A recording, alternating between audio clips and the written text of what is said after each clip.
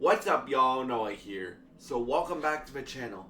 Today, I'm gonna do I guess you can call it a re-review of the original Daredevil series. So I'm talking about Daredevil Netflix.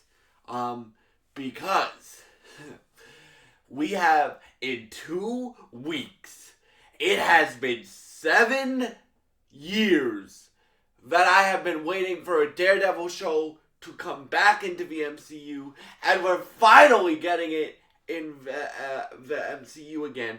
So, with all of Daredevil and all of the Defenders stuff being canon, I wanted to eventually get through all the shows again and do a rewatch of all the shows. And I'm gonna start off with Daredevil, and then later at some point this week I'm gonna do a review of Punisher. And why I call that one a review, I never finished season 2 of Punisher. So, yeah. But so I guess you can call this my re-review of Daredevil, the series, the original series. So, what do I think of this show? Well, you guys know how much I love Daredevil, and if you don't, Daredevil was one of my top, still is one of my top role models, because he's blind, I'm visually impaired. He doesn't let his disability define him, and he's a ninja badass. So yeah, that's why Daredevil is really, really, really important to me, and tied for my number one favorite superhero with Batman. Or Daredevil is my number one favorite superhero. So, yeah. And I'm glad I did a rewatch of this, guys, because the character development. This is why I'm glad that Marvel made the Netflix stuff canon to the MCU, because we get all of that character development in the original Daredevil series, and then whatever we decide to do with Born Again, which I cannot wait to see, we get more of that character development. So, yeah, season one and season 3 are the best to me. I love the Punisher arc of season 2. I love the Punisher arc of season 2. I think John Bernthal and Charlie Cox as Punisher and Daredevil, respectively, are the two best people to play those roles. So yeah, because season 1 and season 3 are basically Matt versus Fisk. And Vincent D'Onofrio, dude, do I need to say any more? Vincent D'Onofrio is great as Kingpin. Like, his presence, bro, both of their presence, like Charlie Cox and Vincent D'Onofrio. In fact, the whole cast chemistry, like even the new cast members that come in every season, the whole cast chemistry is insanely good, bro. So yeah, like I think season 2 is the weakest season, not because of the characters they introduced, but because of, like, you have the Punisher arc where he arrests Punisher, and then you go straight into the Elektra arc, and the last episode where he fights Frank, so where Daredevil fights Frank, that feels like a finale to me. So I wish they would have made that better. I think the actress they got to play Elektra, though, is incredible, right? Like, she embodies the character of Elektra. So yeah, and I like all the fight scenes and stuff like that. And guys, let's talk about season 3. I have some complaints. Mainly one that I'll get to in a minute. But let's talk about season 3. I think season 3, after rewatching it, is one of the best TV show seasons of TV that has ever been done. Like, you have all the character development from Daredevil season 1, Daredevil season 2, Daredevil season Defenders, and then you crescendo that with season 3, and that excites me for what they're gonna do with Daredevil Born Again, which again comes out on March 4th, 2025. So yeah, like, dude, the characters that they add in season 3, well, they add Bullseye, and then they add Ray Nadeem, which Ray Nadeem, at first you think you start to see he's a good guy, and then he does some bad things, but then he gets redeemed, and you are wondering, is Matt gonna kill Fisk? Is Matt not gonna kill Fisk?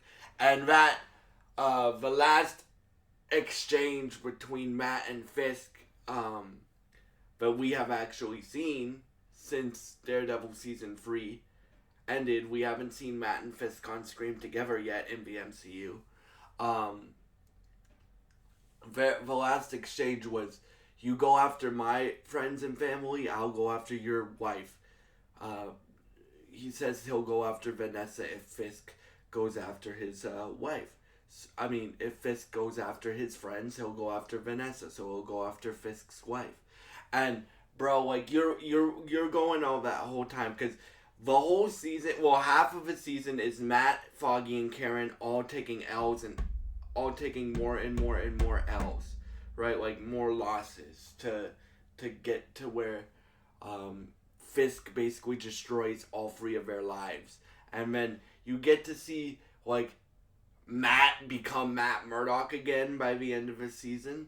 And that, to me, like, because you're wondering throughout the whole season, is he gonna kill Fisk for what he's done? Is he gonna, because there's multiple points in this season where he goes, I'm gonna kill Fisk, I'm gonna kill Fisk, alright?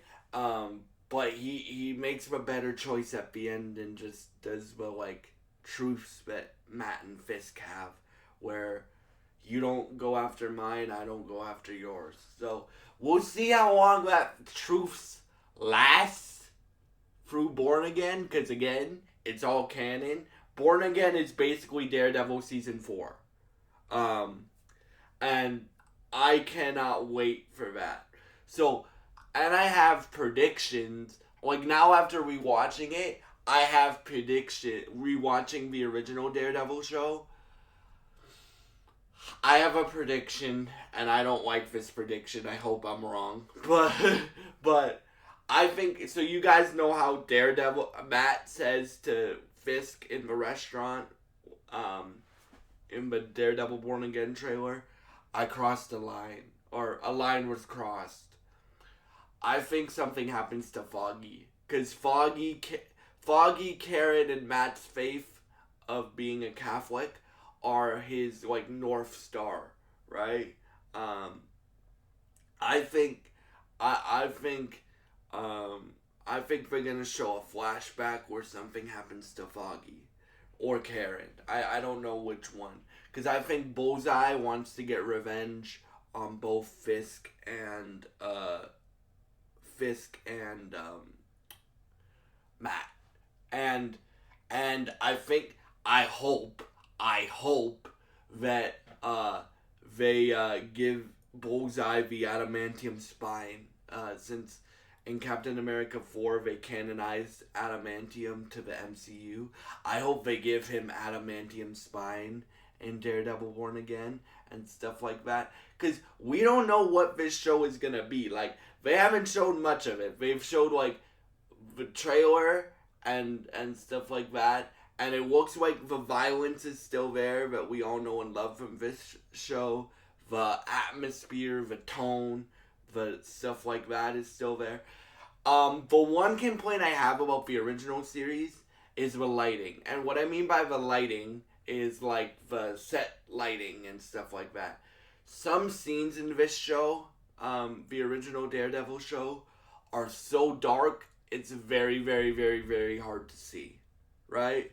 That's, like, my one and only complaint, right, with this show. And I think they're fixing that for Born Again because they have more of a budget for Born Again. But one thing that I would like to see improved for Born Again is the lighting. for set lighting and stuff like that.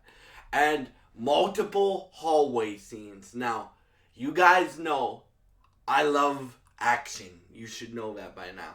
I love action in movies and television and video games. I love action. I love action when I'm reading an audiobook, right? Um, I I love that. And there's multiple points in this show where they're like, oh, and the MCU has done hallway scenes before with Daredevil. They did one in She-Hulk, and they did one with Echo. Now, if those are anything to go by, we are in for a treat, my guy. We are in for a treat. So yeah, guys, this is my thoughts on Daredevil original series. And yeah, thank you so much for watching. I would give the original series a 9.5 out of 10. And I would give season 3 a 10 out of 10. But yeah, thank y'all for watching, and goodbye, and I will see you at some point next week for the next superhero. I will see you at some point this week, because it's Sunday today. I will see you at some point this week with my review of the Punisher series. And yeah, thank you so much for watching, and I hope you have a great day. Thank you for watching, and goodbye.